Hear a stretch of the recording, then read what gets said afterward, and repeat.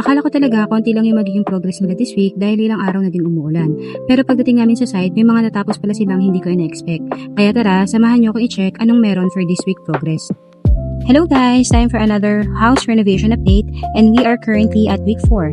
And honestly, medyo hindi ako masyadong nag-expect na malaking progress this week kasi halos ilang araw din umulan. Isa talaga yan sa mga biggest challenge sa construction. Kapag hindi nakisama ang weather, naapektuhan talaga ang schedule. Pero tignan natin ano na ba yung latest progress ng bahay namin.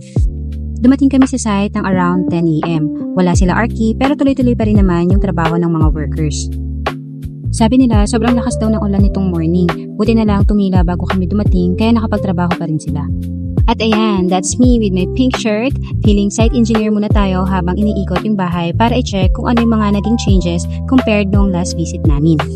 Pagpasok ko sa loob, nakita ko si Kuya Ariel na busy na nagpe-prepare para sa flooring ng kitchen area. Sa Monday pa naman daw nakaschedule ang papubuhos nila dito sa flooring. And as you can see, natapos na rin nila itong interior wall plastering sa kitchen area and nakabuhos na rin yung magiging kitchen counter. Habang tinitignan ko siya, mas lalo ko nang nai-imagine kung ano yung magiging itsura nito kapag completely natapos na. Kahit medyo naging maulan itong mga nakarang araw, nakakatuwa pa rin na may mga natapos silang trabaho.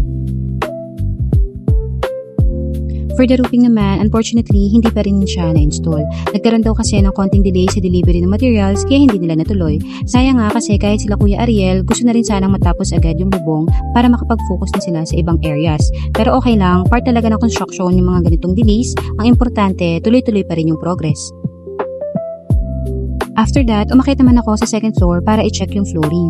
Tinanong ko pa nga sila kung pwede na bang tapakan. Pero good news, completed na yung flooring sa second floor. Madumi pa lang siya ngayon dahil ongoing pa yung construction. Pero okay lang, at least kita na talaga yung magiging itsura ng room. And there you go, ito yung magiging bedroom namin. Cute size lang siya, pero feeling ko magiging sobrang cozy naman ito pag natapos na lahat.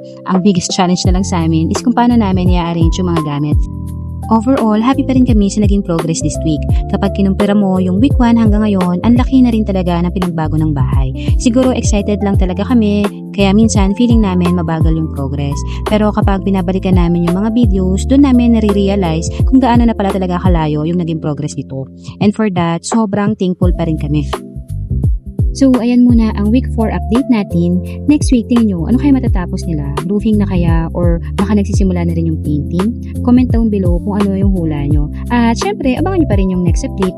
Kahit maliit man or malaking progress yan every week, gusto kong i-share lahat para balang araw, sabay-sabay natin makikita kung gaano kalayo yung narating ng bahay namin. Maraming salamat sa lahat ng nanonood at sumusubaybay sa renovation journey namin. See you guys on the next one. Bye!